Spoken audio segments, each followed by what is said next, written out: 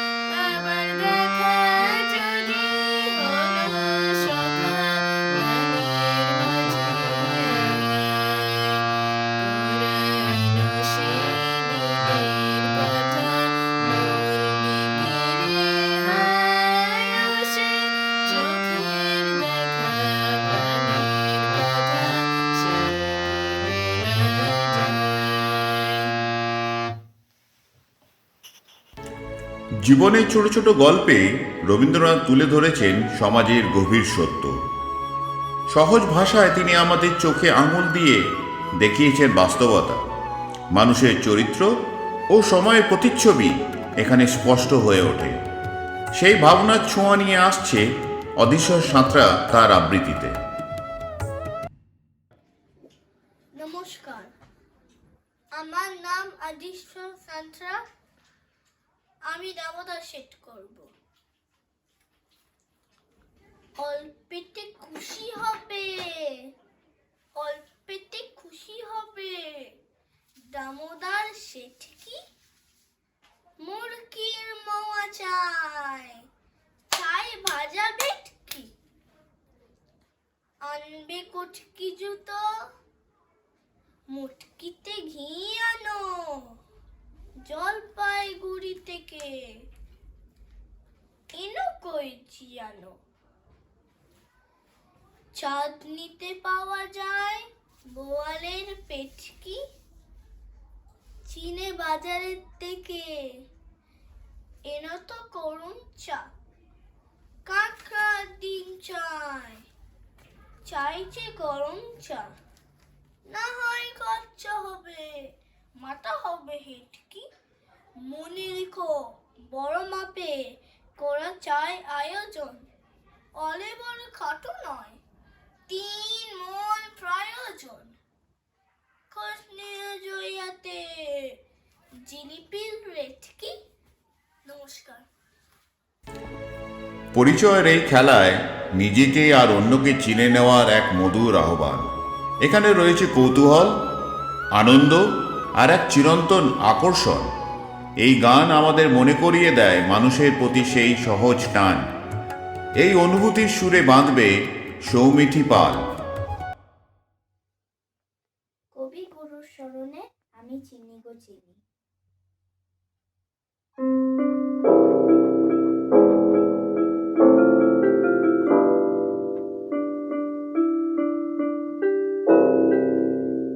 আমি চিনি গো চিনি তোমারে, ও গো বিদেশিনী। তুমি থাকো সিন্ধু পারে, ও গো বিদেশিনী, ও গো বিদেশিনী।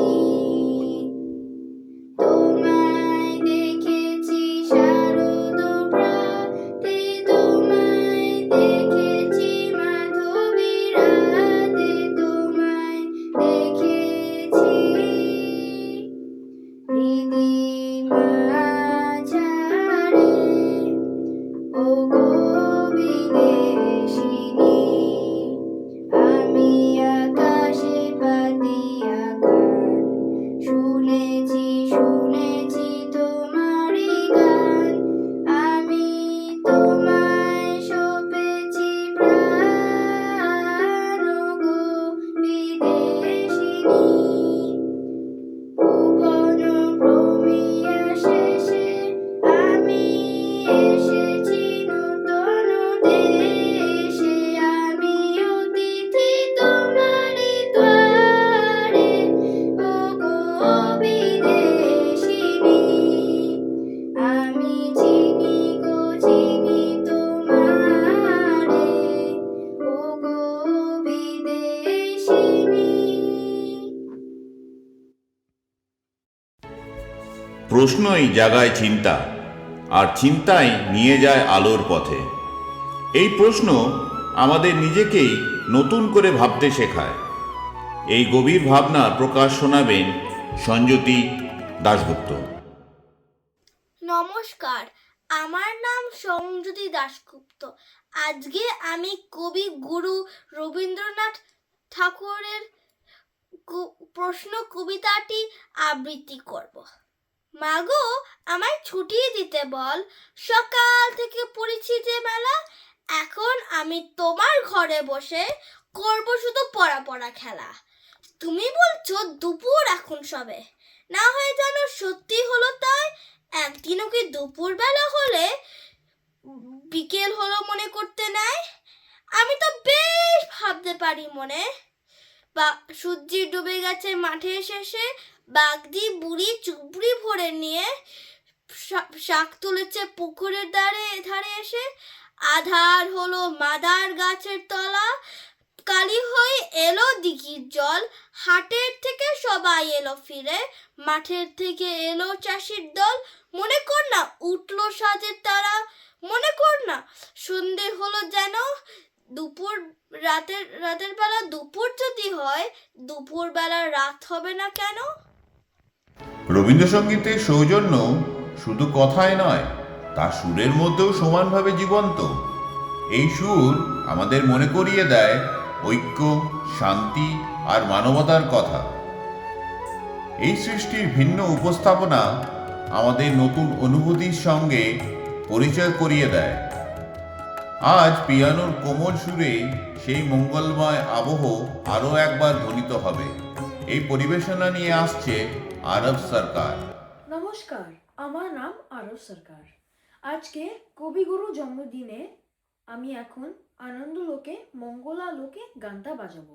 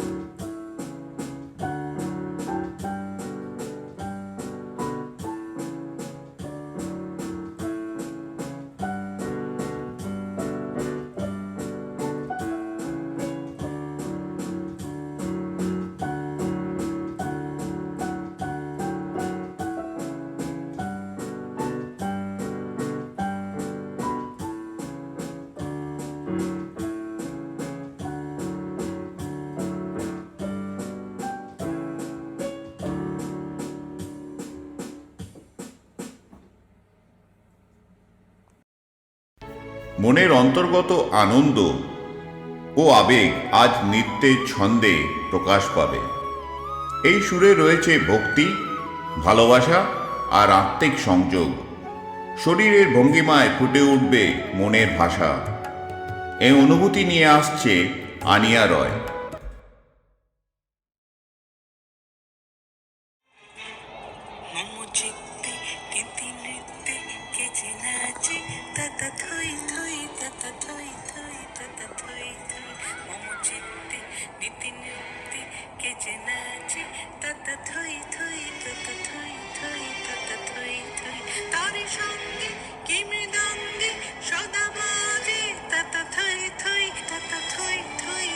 থই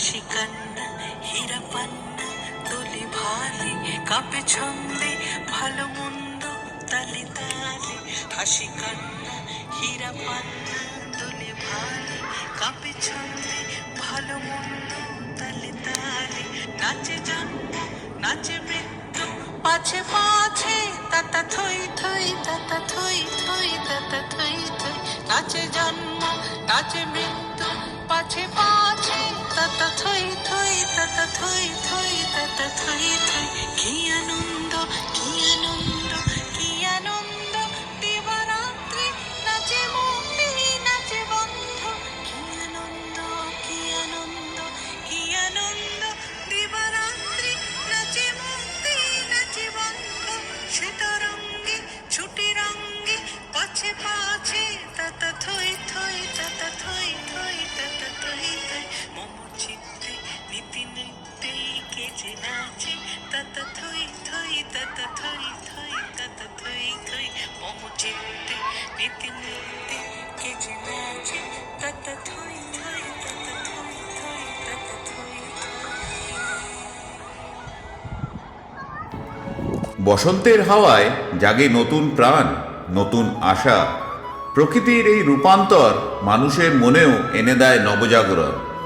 আনন্দ আর রঙের এই উৎসব আমাদের ছুঁয়ে যায়। এই ঋতুর আনন্দকে কণ্ঠে তুলে ধরবে অধীশ্বর সাঁতরা। নমস্কার, আমার নাম অধীশ্বর সাঁতরা। আমি ফাগুন হাওয়ায় হাওয়ায় গেব।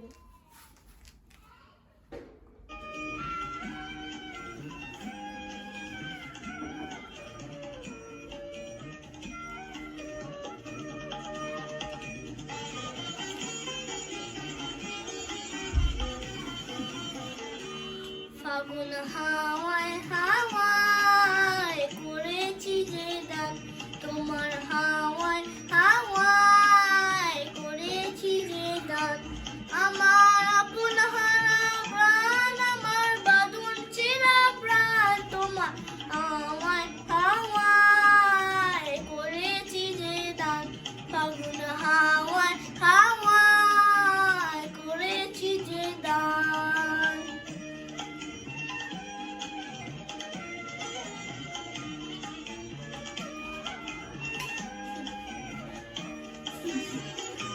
তোমার শক্তি কিংসুকে অলক্ষ লাগলো আমার অকারণের সুখে। তোমার শক্তি কিংসুকে অলক্ষ লাগলো আমার অকারণের সুখে। তোমার জয়ে দুলে মরমরিয়া উঠে আমার দুঃখ রাতে গান। তোমার জয়ে দুলে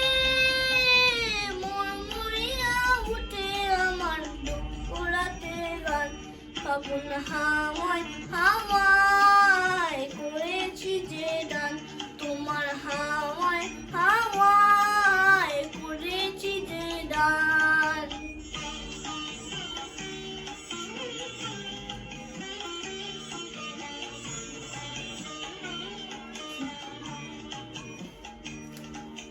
পূর্ণিমা সন্ধ্যায় তোমার রজনী গন্ধায় রূপসাগরে পারে পারে উদাসী মন্দায়। পূর্ণিমা সন্ধ্যায় তোমার রজনী গন্ধায় রূপসাগরে পারে পারে উদাসী মন্দায়। তোমার প্রজাপতির পাকা আমার আকাশ চাওয়া মুগ্ধ চোখে রবিন সপুর মাকা। তোমার প্রজাপতির পাকা আমার আকাশ চাওয়া মুগ্ধ চোখে রবিন সপুর মাকা। তোমার চাঁদের আলো মিলায় আমার দুঃখ সুখে সকল বসন। তোমার চাঁদের আলো মিলায় আমার দুঃখ সুখে সকল বসন। ফাগুন হাওয়ায় হাওয়ায় করেছি যে দান, তোমার হাওয়ায় হাওয়ায় করেছি যে দান। আমার আপন হারা প্রাণ, আমার বাঁধন চেরা প্রাণ, তোমার হাওয়ায় হাওয়ায় আগুন হাওয়ায় হাওয়ায় করেছি যে দান। নমস্কার। আনন্দ আর মঙ্গলময়তা এক সার্বজনীন প্রার্থনা যা আমাদের একত্রিত করে। এই সুরে রয়েছে এক অনন্য শান্তি ও ঐক্যের বার্তা। শব্দ ছাড়াই এই সঙ্গীত হৃদয়কে স্পর্শ করে। পিয়ানোর সুরে এই অনুভূতি তুলে ধরবে সুদিতি।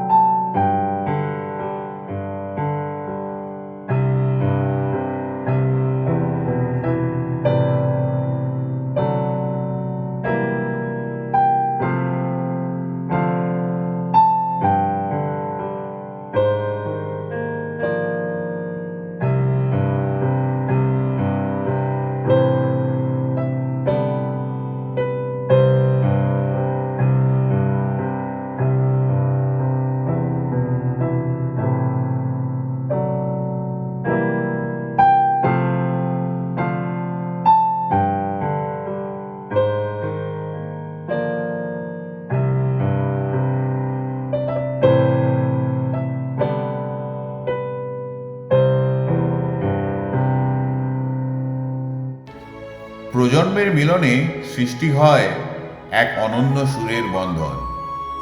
এই গান প্রাণের উচ্ছ্বাস আর খেলার আনন্দে ভরপুর। মা ও মেয়ের কণ্ঠে এই সম্পর্ক আরও গভীর হয়ে ওঠে। সুমিতা ও রিমিতা গাঙ্গুলি আমাদের সেই অনুভূতির অংশ তুলে ধরবেন।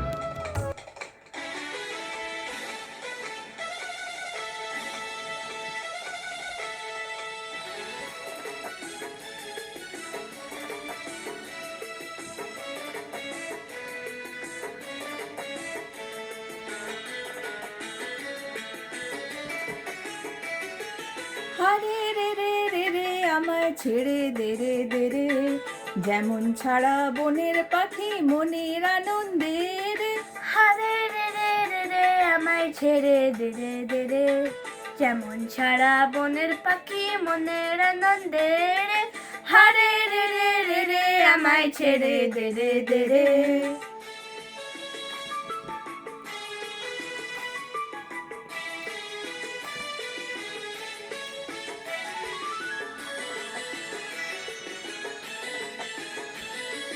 ঘন শ্রাবণ ধারা যেমন বাতান হারা, ঘন শ্রাবণ ধারা, যেমন বাতান হারা, বাদল বাতাস যেমন ডাকাত আকাশ লুটে ফেরে। হারে রে রে রে রে আমায় ছেড়ে দে রে দে রে, যেমন ছাড়া বনের পাখি মনের আনন্দে রে। হারে রে রে রে রে আমায় ছেড়ে দে রে দে রে।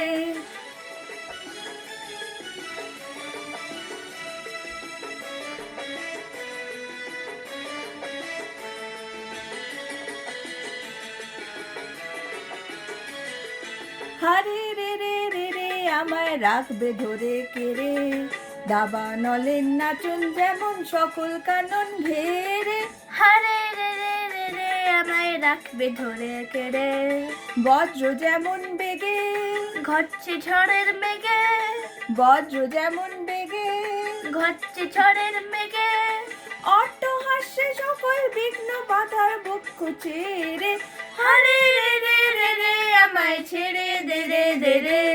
যেমন সারা বনের পাখি মনের আনন্দে রে। হারে রে রে রে রে আমায় ছেড়ে দে রে দে রে, যেমন সারা বনের পাখি মনের আনন্দে রে। হারে রে রে রে রে আমায় ছেড়ে দে রে দে রে। অকারণ আনন্দ যেখানে হৃদয় মুক্ত হয়ে ওঠে। এই আনন্দের কোনো যুক্তি নেই, আছে শুধু অনুভব। নৃত্যের মাধ্যমে সেই মুক্তির প্রকাশ ঘটে। এই উচ্ছ্বাস প্রকাশ করবে শ্রেয়সী।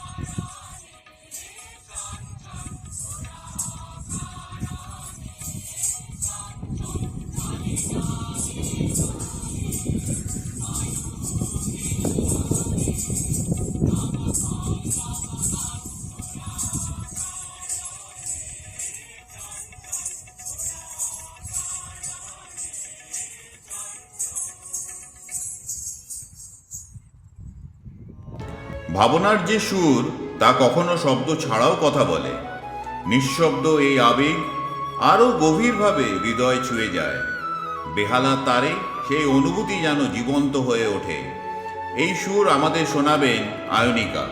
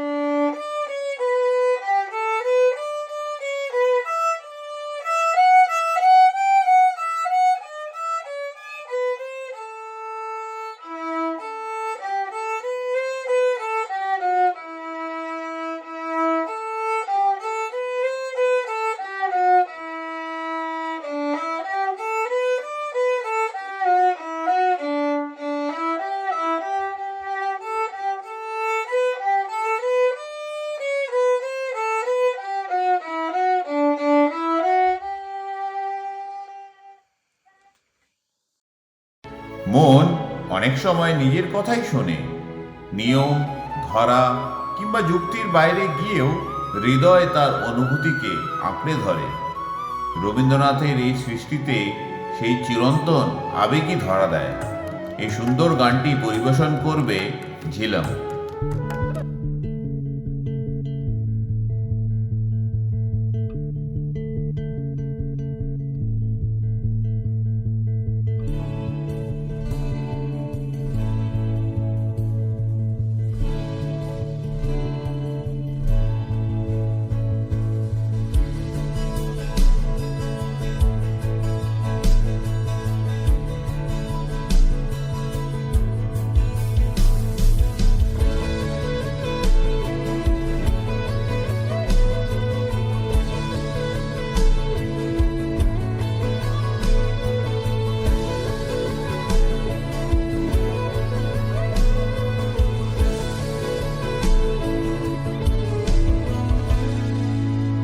ও যে মানে না মানা, ও যে মানে না মানা, আখি ফিরাইলে বলে না না না। ও যে মানে না মানা, ও যে মানে না মানা।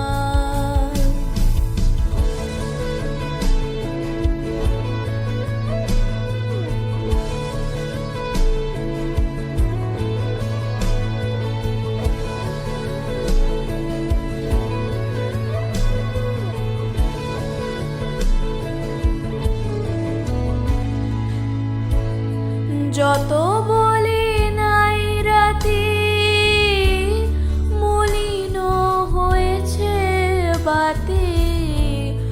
যত বলি নাই রাতি, মলিন হয়েছে বাতি। মুখ পানে চেয়ে বলে না না। ও যে মানে না মানা, ও যে মানে না মানা।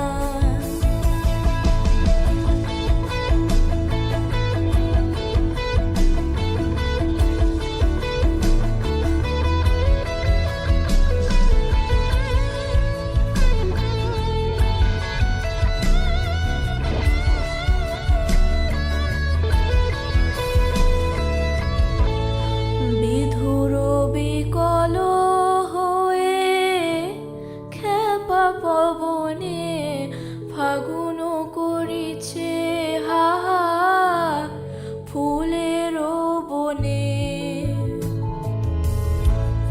বিধুর বিকল হয়ে খেপা পবনে ফাগুন করিছে হাহা ফুলের বনে।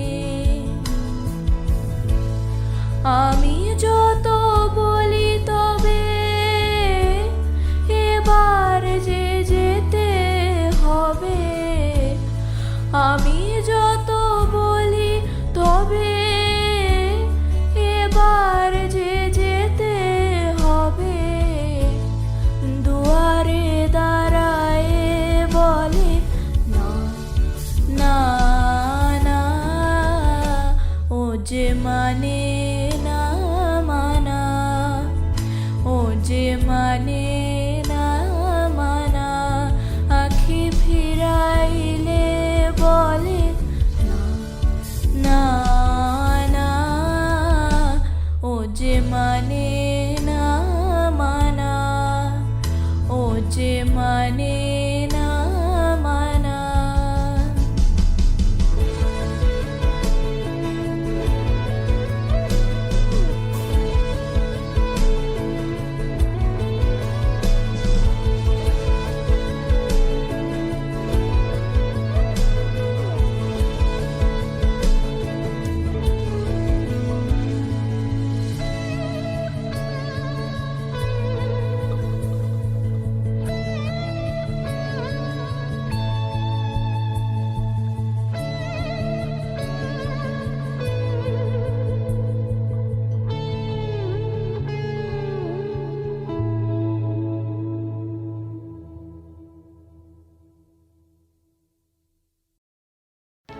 হৃদয়ের টান অনেক সময় নিয়ম মানে না, সে নিজেই পথ চলে।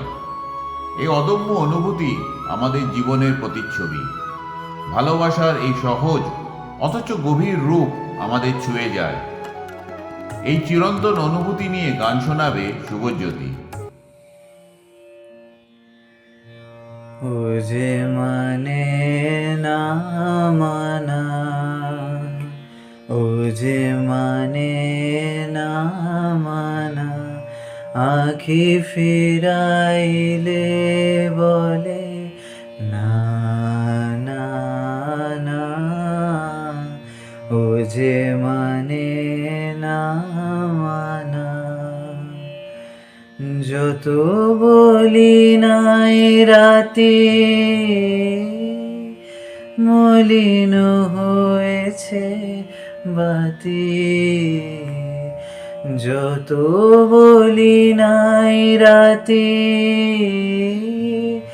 মলিন হয়েছে বাতি, মুখ পানেছে বলে না না না, ও যে মানে না মানা, ও যে মানে না মানা। বিধুর বিকল হয়ে খেপা পবনে ফাগুন করিছে হাহা ফুলের বনে, বিধুর বিকল হয়ে খেপা পবনে ফাগুন করিছে হাহা ফুলের বনে। আমি যত বলি তবে এবার যে যেতে হবে, আমি যত বলি তবে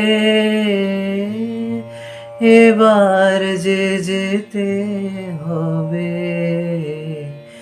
দুয়ারে দাঁড়ায় বলে না না না, ও যে মানে না মানা, ও যে মানে না মানা, আখি ফিরাইলে বলে না না না, ও যে মানে না মানা, ও যে মানে না মানা। ধন্যবাদ সবাইকে। অপেক্ষা আর উপস্থিতির সূক্ষ্ম টানাপোড়েন, নীরব এক আবেগ। কখনো না বলেও অনেক কিছু বলা যায়। নৃত্যের ভাষায় সেই অনুভূতি আরো স্পষ্ট হয়ে ওঠে। এই আবেগ প্রকাশ করবেন বনি।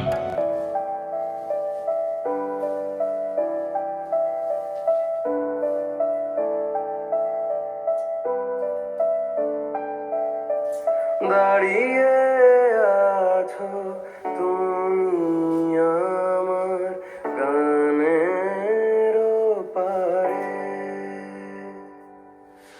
দাঁড়িয়ে আছো তুমি আমার গানের পারে, আমার সুরগুলি পায় চরণ, আমি পাই না তোমারে, দাঁড়িয়ে আছো তুমি আমার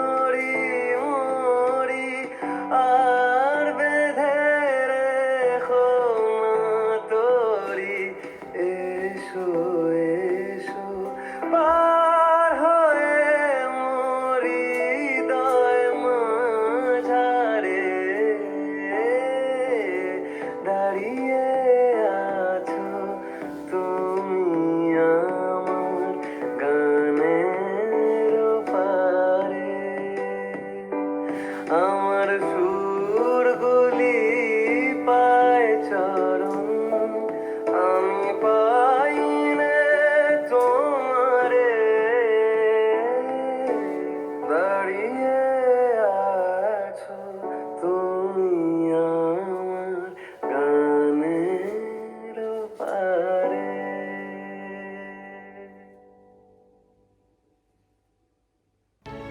সময় ধীরে ধীরে বয়ে যায়, রেখে যায় গভীর উপলব্ধি। জীবনের এই প্রবাহ আমাদের থামতে শেখায়, ভাবতে শেখায়। একটু মৃদু বিষণ্ণতা আর সৌন্দর্য এখানে মিশে থাকে। এই অন্তর্মুখী সুরে আমাদের নিয়ে যাবেন সমাদৃতা।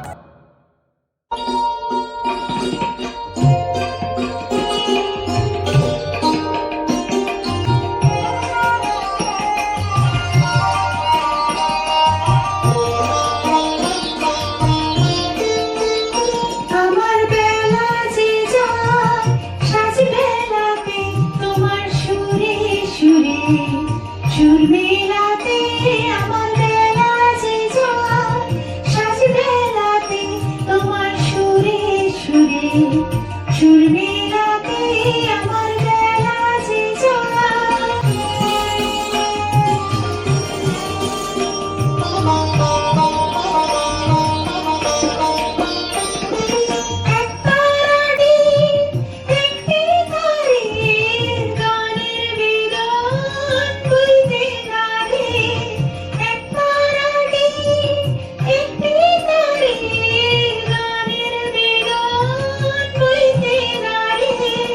তোমার সাথে পারে পারে হার মেনেছি এই খেলাতে, তোমার সুরে সুরে সুর মেলাতে, আমার বেলা যে যায় সাজ বেলাতে তোমার সুরে সুরে সুর মেলাতে, আমার বেলা যে যায়।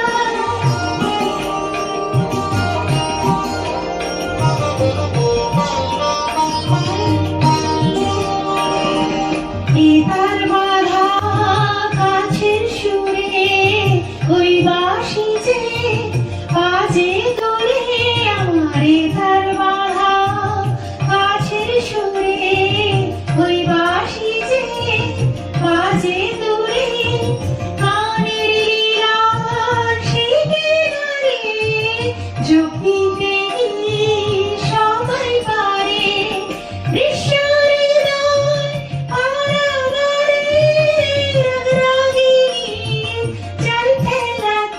তোমার সুরে সুরে সুর মেলাতে, আমার বেলা যে যায় সাজ বেলাতে তোমার সুরে সুরে সুর মেলাতে, আমার বেলা যে যায়। ধন্যবাদ। অপেক্ষার সেই আবেগ আবার ফিরে আসে নতুনভাবে। এই গান আমাদের মনে করিয়ে দেয় সম্পর্কের গভীরতা। নীরবতার মধ্যেও থাকে এক অদ্ভুত সংযোগ। এই অনুভূতির প্রকাশ করবেন সঙ্গীতা।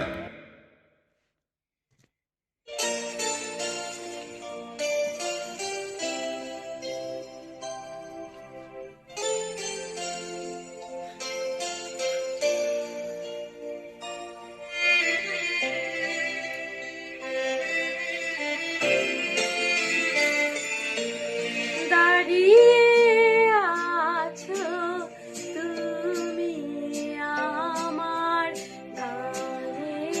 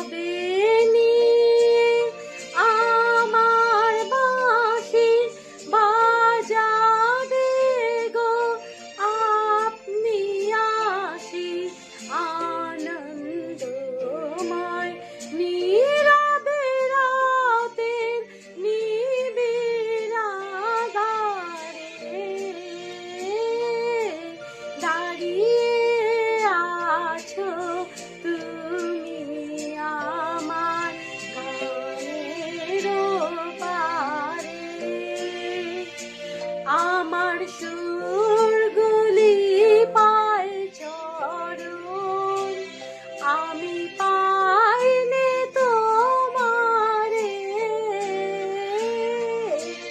দাঁড়িয়ে আছো তুমি আমার গায়ের পারে।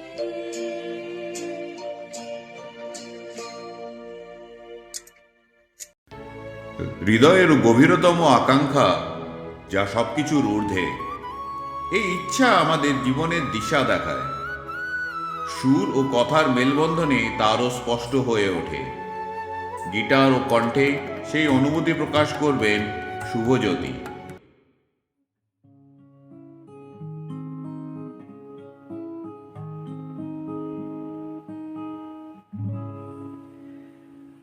আমারও পরানো যা চায়, তুমি তাই গো।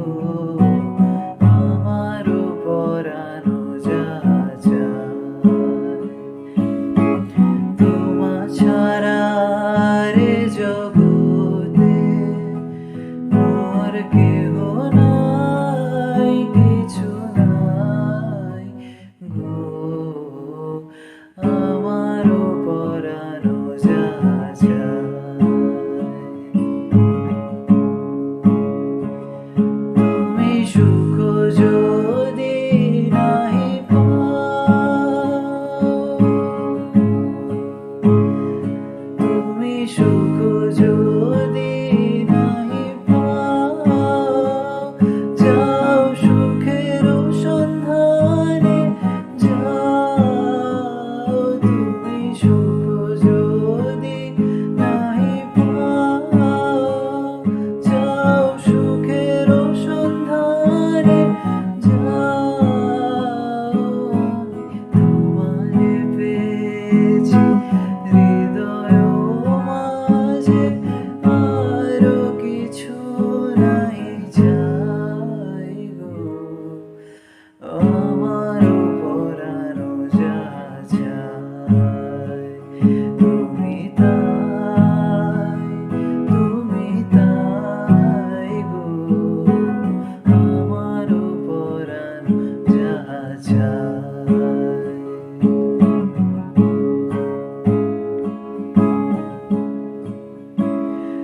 আমি তোমার বিরহে রহিব বিলীন, তোমাতে করিব বাস। দীর্ঘ দিবস দীর্ঘ রজনী, দীর্ঘ বরষ মাস, যদি আরো কারে ভালোবাসো, যদি আরো ফিরে নাই আসো, যদি আরো কারে ভালোবাসো, যদি আরো ফিরে নাই আসো, তবে তুমি যাহা চাও তাই যেন পাও। আমি যত দুঃখ পাই গো, আমারও পরানো যা চায়, তুমি তাই গো। আমারও পরানো যা চায়। মুক্তির খোঁজ, আলো নিয়ে চেতনার দিকে এগিয়ে যাওয়ার এক যাত্রা। এই মুক্তি শুধু বাহ্যিক নয়, অন্তরের। নিত্যের ভঙ্গিমায় সেই আলোর প্রকাশ ঘটে, এই ভাবনা তুলে ধরবেন অনিন্দিতা।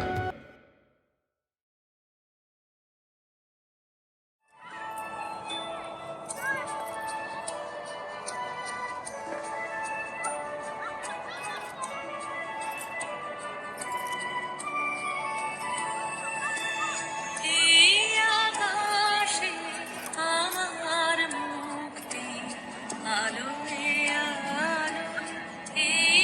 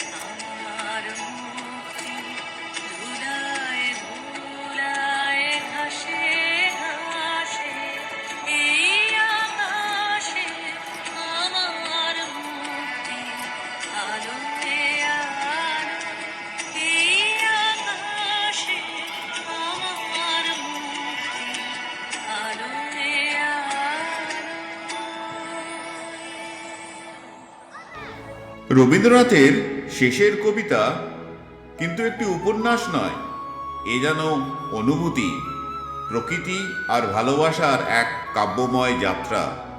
শব্দের সৌন্দর্যে তিনি এমন ছবি এঁকেছেন যা মনের মধ্যে দীর্ঘক্ষণ রয়ে যায়।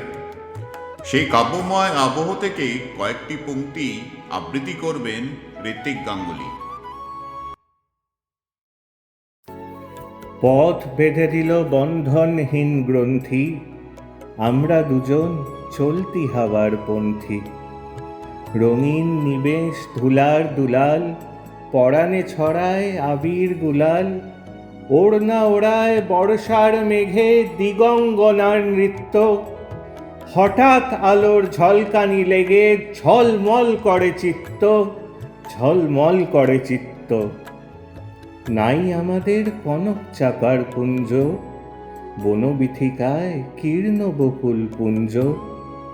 হঠাৎ কখন সন্ধে বেলায় নাম হারা ফুল গন্ধ এলায়। প্রভাত বেলায় হেলা ভরে করে অরুণ মেঘেরে তুচ্ছ। উদ্ধত যত শাখার শিখরে রোডোডেনড্রন গুচ্ছ। নাই আমাদের সঞ্চিত ধনরত্ন, নাইরে ঘরের লালন ললিত যত্ন। পথ পাশে পাখি পুচ্ছ নাচায়, বন্ধন তারে করি না খাঁচায়। ডানা মেলে দেওয়া মুক্তিপ্রিয়ের কুজনে দুজনে তৃপ্ত। আমরা চকিত অভাবনীয়ের কচিত কিরণে দীপ্ত। আমরা চকিত অভাবনীয়ের কচিত কিরণে দীপ্ত। আমরা চকিত অভাবনীয়ের কচিত কিরণে দীপ্ত। শব্দের আবেশ থেকে এবার আমরা প্রবেশ করব অনুভূতির নিত্যময় প্রকাশে। রবীন্দ্রনাথের এই সৃষ্টিতে হৃদয়ের গভীর আকাঙ্ক্ষা মিশে আছে ভালোবাসার আর আত্মার টানে। সুর, আবেগ আর ভঙ্গিমার মাধ্যমে সেই অনুভূতি জীবন্ত হয়ে উঠবে। নৃত্য পরিবেশন করবেন বনি সরকার।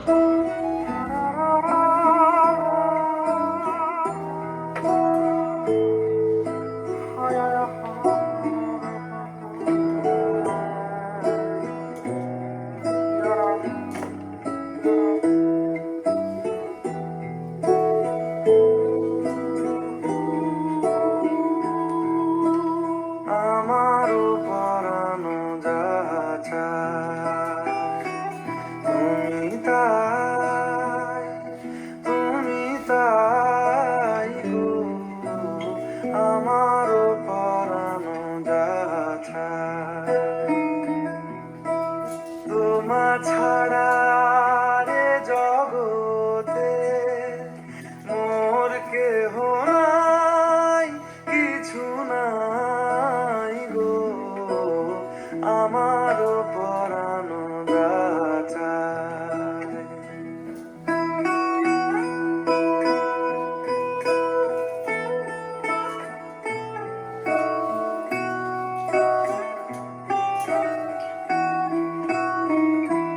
তুমি সুখ যদি নাহি পাও, যাও সুখের সন্ধানে যাও। তুমি সুখ যদি নাহি পাও,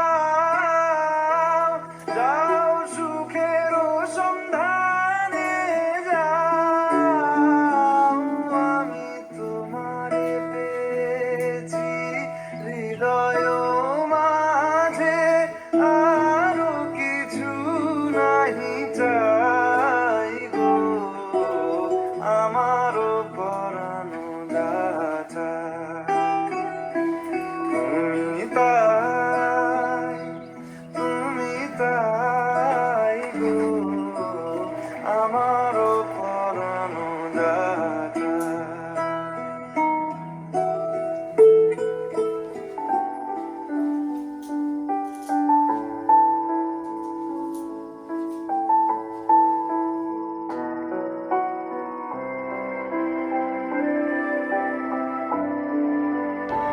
শেষের পথে এসেও রবীন্দ্রনাথ আমাদের ফিরিয়ে নিয়ে আনেন অনন্তের আনন্দে, যেখানে সুর, অনুভূতি আর ভালোবাসা মিলেমিশে এক হয়ে যায়। এই আনন্দই আমাদের একসাথে বেঁধে রাখে, আর সেই আবহ থেকে খুলে যায় আরও কিছু অন্দরমহলের দরজা। এই সুন্দর অনুভূতির প্রকাশ নৃত্যে উপস্থাপনা করবেন শ্রীনন্দা।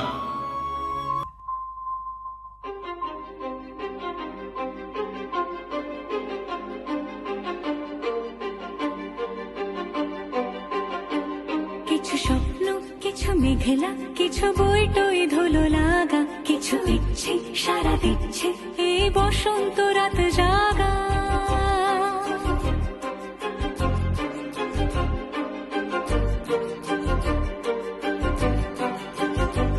মম চিত্তে পাশ ফিরতে আজ পলাশ ফুলের কাব্য, নীতি নৃত্যে ফুল ছিঁড়তে শুধু তোমার কথাই ভাববো।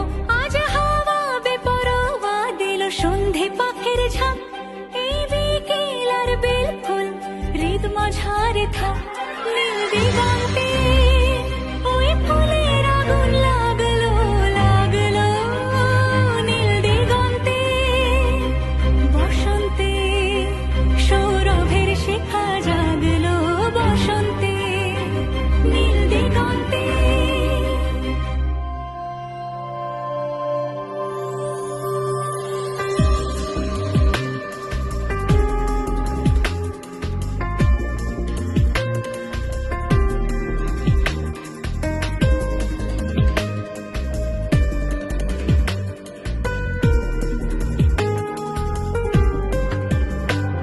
কিছু স্বপ্ন, কিছু মেঘলা, চোখে চোখে রাখা এক রত্তি, কিছু ইচ্ছে সারা দিচ্ছে মনে ইতি অতি তিন সত্যি। তার সঙ্গে বিভঙ্গে দেখে কি হয় ভালো মন্দে, কি মৃদঙ্গে সে তরঙ্গে এলো ঢেউ কুচকুচ সন্ধে। আজ হাওয়া বেপরোয়া দিল সন্ধে পাখির ঝাঁক, এই বিকেল আর বেল ফুল হৃদ মাঝারে থাক। নীল দিগন্তে ওই ফুলের আগুন লাগলো লাগলো, নীল দিগন্তে বসন্তে সৌরভের শিখা জাগলো, বসন্তে নীল দিগন্তে।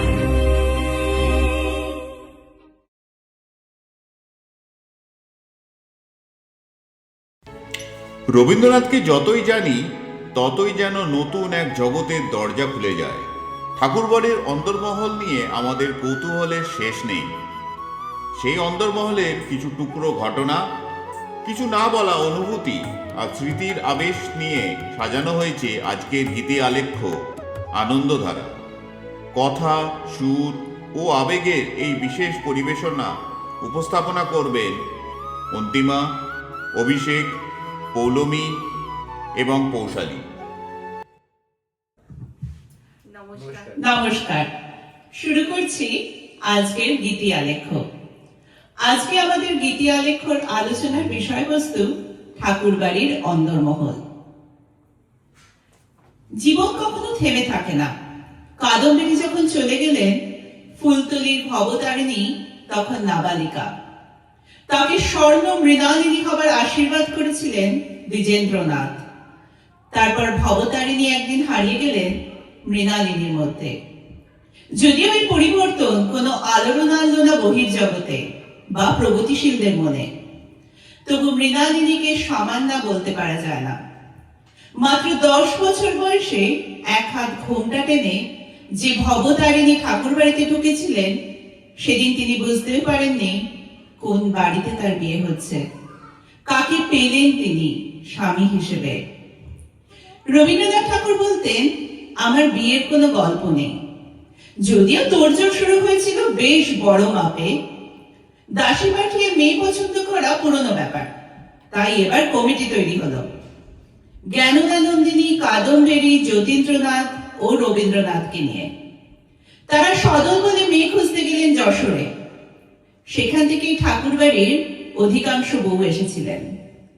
জ্ঞানদানন্দিনীর বাপের বাড়ি নরেন্দ্রপুরে গিয়ে উঠলেও দক্ষিণডিহি, চেঙ্গুটিয়া প্রভৃতি আশেপাশের সব গ্রামের বিবাহযোগ্য মেয়েই দেখা হয়ে গেল, কিন্তু বউ ঠাকুরানীদের মনের মতো সুন্দরী মেয়ে পাওয়া গেল না। তাই শেষকালে ঠাকুর স্টেটের কর্মচারী বেণীমাধব রায়ের বড় মেয়ে ভবতারিণীর সঙ্গে বিয়ে ঠিক করা হলো। অবশ্য দাদাদের মতো রবীন্দ্রনাথ বিয়ে করতে যশোরে যাননি। শোনা যায় জোড়াসাঁকোতেই ওনার বিয়ে হয়েছিল। শোনা গেছে কথায় টান থাকায় ভবতারিণী প্রথম দিকে বেশ কিছুদিন কথাই বলতেন না। কবি কি অসম বিবাহকে খুশি মনে গ্রহণ করেছিলেন? সম্ভবত করেছিলেন। ছোট ছোট ঘটনায় রয়েছে সুখের আমেজ। এরই মধ্যে শুরু হয় ভবতারিণীর মৃণালিনী হয়ে ওঠার শিক্ষা। প্রথমে তিনি মহর্ষির নির্দেশে ঠাকুরবাড়ির আদব কায়দা বাচনভঙ্গির ঘরোয়া তালিম নিলেন নিপময়ীর কাছে। তারপর নিপময়ী মেয়েদের সঙ্গে মৃণালিনীও পড়তে গেলেন লরেটো হাউসে। ফুলতলির ভবতারিণী হয়তো হারিয়ে গেলেন, কিন্তু মৃণালিনী অতি আধুনিক হয়ে ওঠেননি, কিংবা তার লরেটোর ইংরেজি শিক্ষা, পিয়ানো শিক্ষা, বাড়িতে হেমচন্দ্র বিদ্যারত্নের কাছে সংস্কৃত শিক্ষা কোনো সৃষ্টিমূলক কাজেও লাগেনি, কারণ তার জীবন সংসারের সকলের সুখে নিমজ্জিত ছিল। চারপাশে সোচ্চার চরিত্রগুলির পাশে তার নির্বাক ভূমিকাটি আমাদের কাছে তেমন স্পষ্ট নয়। অথচ তিনিও বাড়ির অন্যান্য মেয়ে বউদের মতো অভিনয় করেছেন, রামায়ণ অনুবাদ করেছেন, রবীন্দ্রনাথের নির্দেশে রূপকথা সংগ্রহ করেছেন, আমোদ প্রমোদে দুঃখে সুখে সবার সবচেয়ে বেশি কাছে এসে দাঁড়িয়েছেন, ভালোবেসে একসাথে পার করেছেন সমস্ত দ্বিধা ও বাধা।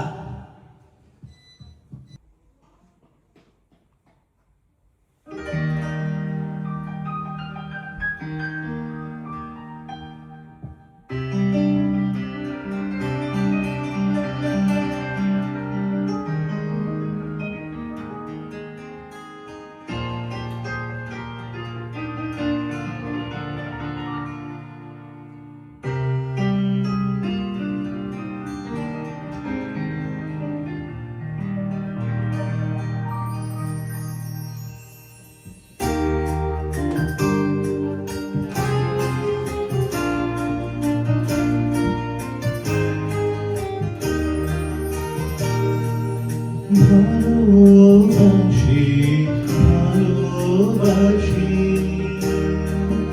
এই সুরে কাছে দূরে জলে ঘরে বাজায় বাঁশি ভালোবাসি ভালোবাসি আকাশে কার বুকের মাঝে ব্যথা মাঝে দিগন্তে কার কালো আখি আখির জলে যায় ভাসি ভালোবাসি ভালোবাসি ভালোবাসি।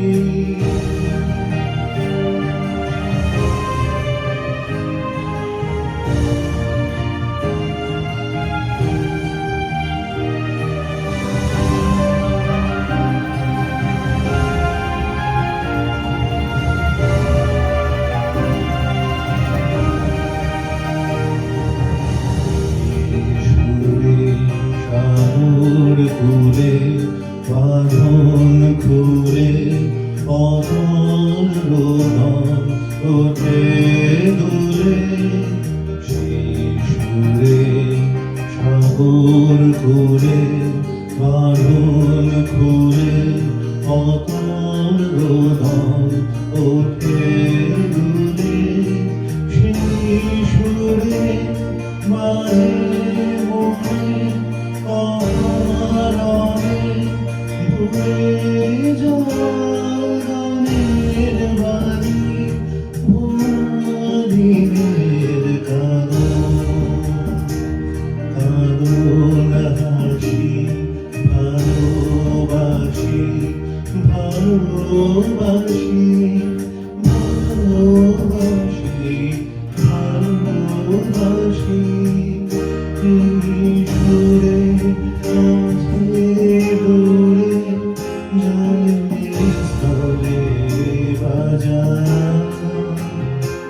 বাজায় বাঁশি ভালো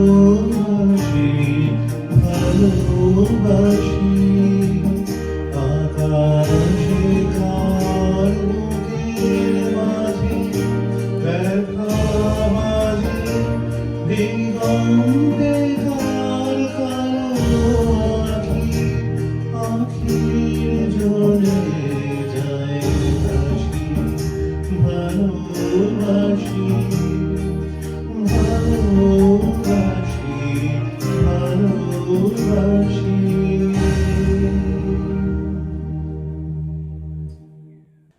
রবীন্দ্রনাথের রাজা ও রানীর প্রথম অভিনয়ে মৃণালিনী সেজেছিলেন নারায়ণী, আর দেবদত্তের ভূমিকায় অভিনয় করেছিলেন তার মেজ ভাসুর সত্যেন্দ্রনাথ ঠাকুর। ঘরোয়া অভিনয় নয়, বেশ বড় মাপের আয়োজন হয়েছিল। যদিও প্রথমবার, তবু তার অনাড়ষ্ট সাবলীল অভিনয় ভালোভাবেই উতরেছিল। রবীন্দ্রনাথের নাটক কিংবা অভিনয়ে যোগ দেবার আগ্রহ মৃণালিনীর ছিল না, একথা স্বীকার করতেই হবে। সখী সমিতির দু একটা অভিনয়ে কিংবা মায়ার খেলার ছোটখাটো চরিত্রাভিনয়ে যোগ দেওয়া ছাড়া আর কিছুতেই তাকে অংশগ্রহণ করতে দেখা যায়নি। আসলে গণ অভিনয় সাহিত্য চর্চার মধ্যে মৃণালিনীর প্রকৃত পরিচয় খুঁজে পাওয়া যাবে না। স্বামীর মহৎ আদর্শকে কাজে পরিণত করবার জন্য তিনি যখন রবীন্দ্রনাথের পাশে এসে দাঁড়ালেন, তখন শুধু তখনই তার প্রকৃত পরিচয় আমরা প্রথমবার পেলাম। সামান্যার মধ্যে দেখা দিলেন এক অসামান্যা, দেখা দিল সনাতন ভারতবর্ষের শাশ্বতী নারী। ঠিক সুগৃহিণী বলতে যা বোঝায়, ঠাকুর বাড়িতে মৃণালিনী ছিলেন তাই। জোড়াসাঁকোতে সবার ছোট, তবু সবাই তার কথা শুনতেন। সবাইকে নিয়ে তিনি আমোদ আহ্লাদ করতেন, বউদের সাজাতেন, কিন্তু নিজে সাজতেন না। সমবয়সীরা অনুযোগ করলে বলতেন, বড় বড় ভাসুরপ ভাগ্নেরা চারিদিকে ঘুরছে, আমি আবার সাজবো কি? গয়না পরায় ছিল তার ভারী লজ্জা। তবে তিনি ভালোবাসতেন রান্না করতে, আর 5 জনকে ভালো মন্দ রেঁধে খাওয়াতে। ঠাকুর বাড়িতে মেয়েদের গৃহকর্মে নানা রকম তালিম দেওয়া হতো। মহর্ষি কন্যা সৌদামিনী তার পিতৃস্মৃতিতে লিখেছিলেন যে তাদের প্রতিদিন নিয়ম করে একটা তরকারি রাঁধতে হতো। বউয়েরা তখনও শিখতেন ঝুনি রাইয়ের ঝাল কাসুন্দি, আমসত্ত্ব, নারকেল চিড়ে তৈরি করতে।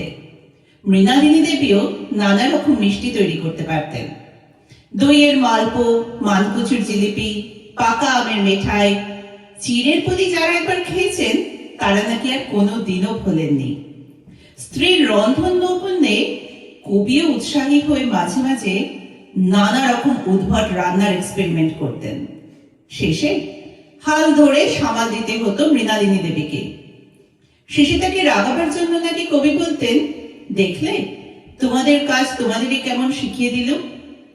আর মৃণালিনী দেবী চটে গিয়ে বলতেন, তোমাদের সঙ্গে পারবে কে, সবসময় জিতে আছো। এভাবেই ছোট ছোট সুখ স্মৃতি দিয়ে কবিগুরু মৃণালিনী দেবী বেঁধেছিলেন নিজেদের ভালোবাসার ঘর।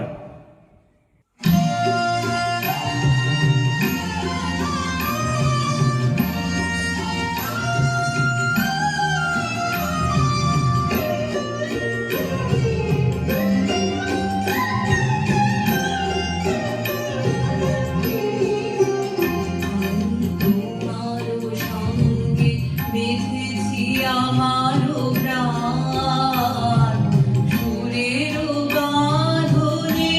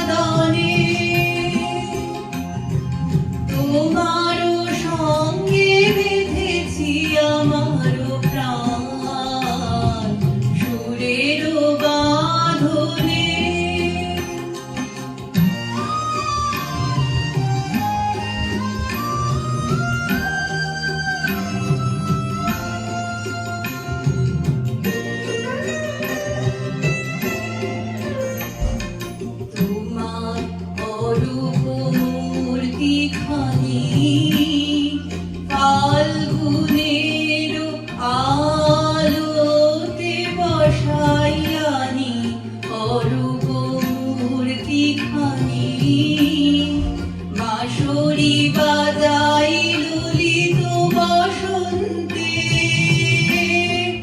সুদূর দিগন্তে বাঁশরি বাজাই ললিত বসন্তে সুদূর দিগন্তে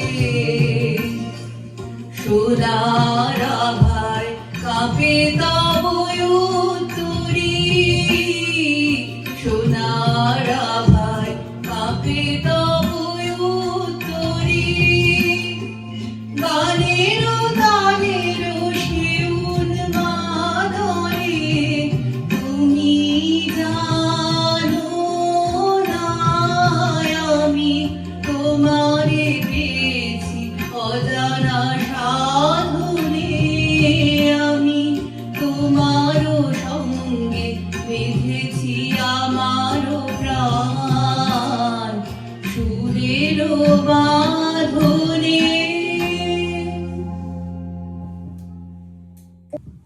শান্তিনিকেতনে চলে গেলেও জোড়াসাঁকোর একান্নবর্তী পরিবারটির জন্য মৃণালিনী দেবীর আন্তরিকতা কখনো হ্রাস পায়নি। শিলাইদহে তার কাছেই ছুটে যেতেন ভাসুক ও ভাসুকঝিরা। মৃণালিনী দেবী সবার সুখেই সুখী, আবার সবার দুঃখেই সমদুঃখী। শিলাইদহে একদিন মুলা সিং নামে এক পাঞ্জাবি তার কাছে এসে কাঁদতে কাঁদতে নিজের দুরাবস্থার কথা জানিয়ে বললেন, মাইজি, একটি চাকরি দিয়ে আমাকে রক্ষা করুন, নতুবা আমি সপরিবারে মারা পড়ব। রবীন্দ্রনাথ তখন শিলাইদহে ছিলেন না। মৃণালিনী দেবী তাকে কুঠিবাড়ির দারোয়ানের কাজে বহাল করলেন। কদিন পরে দেখলেন মুলা সিং তখনও বিষণ্ণ। মৃণালিনী দেবী কারণ জানতে চাইলেন। সে জানালো তার মাইনের সবটাই খরচা হয়ে যায় দুবেলা 4 সের আটার রুটি খেতে। করুণাময়ী মৃণালিনী দেবী সেই দিন থেকে তার সংসার থেকে মুলা সিং এর জন্য 4 সের আটা বরাদ্দ করলেন। দিনে দিনে তার যে মূর্তিটি বড় হয়ে উঠল, সে তার জননী মূর্তি। শান্তিনিকেতন আশ্রম বিদ্যালয়ের প্রতিষ্ঠার সময় তার পূর্ণ পরিচয় পাওয়া গেল।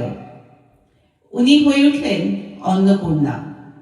মৃণালিনী দেবী রূপসী ছিলেন না, কিন্তু অপরূপ মাতৃত্বের আভা তার মুখে লাবণ্যের মতো ঢলঢল করত। একবার দেখলে আবার দেখতে ইচ্ছে হয়, এই ছিল প্রত্যক্ষদর্শীর অভিমত। 5টি সন্তানের জননী মৃণালিনীর এই মাতৃমূর্তি আরো সার্থক হয়ে উঠেছিল শান্তিনিকেতনে ঘর থেকে দূরে আসা শিশুগুলিকে আপন করে নেওয়ার মধ্যে। কবির প্রত্যাশা পূর্ণ করেছিলেন মৃণালিনী দেবী।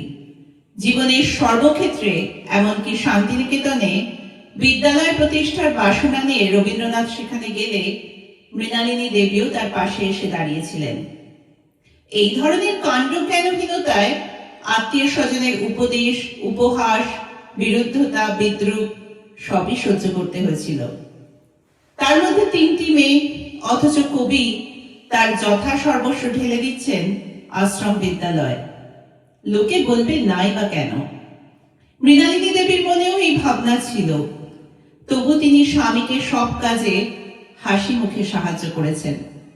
যখন যা প্রয়োজন হয়েছে তখনই খুলে দিয়েছেন গায়ের এক একটি গহনা। মৃণালিনী দেবীর গহনাও প্রচুর ছিল। বিয়ের যৌতুকের গয়না ছাড়াও শাশুড়ির আমলের ভারী গয়না ছিল। সবই তিনি কবির কাজে খুলে দিয়েছিলেন। রথীন্দ্রনাথ লিখেছেন, শেষ পর্যন্ত হাতে কয়েক কাজ চুড়ি আর গলায় একটি চেন ছাড়া তার কোনো গয়নাই অবশিষ্ট ছিল না। শুধু গয়না দিয়ে নয়, আশ্রমের কাজেও মৃণালিনী দেবী স্বামীকে যথাসাধ্য সাহায্য করেছেন। আধুনিক অর্থে তাকে হয়তো প্রগতিশীল বলা যাবে না, কারণ শিক্ষা দীক্ষায় ঠাকুরবাড়ির মেয়েদের ছাড়িয়ে অন্যান্য মেয়েরাও ক্রমশ এগিয়ে যাচ্ছিলেন। উগ্র আধুনিকতা এ বাড়ির মেয়েদের মধ্যে তখনও প্রবেশ করেনি। দীর্ঘকাল ধরে জ্ঞানদানন্দিনী সেখানে উগ্র আধুনিকতার পরিচয় দিয়ে এসেছেন, কিন্তু মহৎ নারীর পরিচয় মৃণালিনী দেবীর মধ্যে ছিল।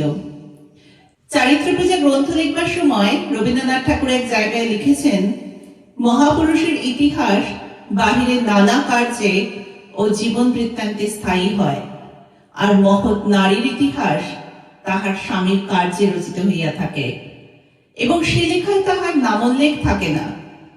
এরই মধ্যে আমরা মৃণালিনী দেবীর আসল পরিচয় খুঁজে পাই। আজ যখন আমরা ঠাকুর বাড়ির মেয়েদের কথা খুঁটিয়ে বলতে বসি, মৃণালিনী দেবীকে নিয়ে স্বতন্ত্র প্রসঙ্গের অবতারণা করার সুযোগ বড় কম। তিনি রবীন্দ্র জীবনে ঠাকুর বাড়িতে শান্তিনিকেতনের আশ্রম বিদ্যালয়ে মিশে আছেন ফুলের সুরভির মতো। তাকে দেখা যায় না, শুধু ঘ্রাণটুকু নেওয়া যায়।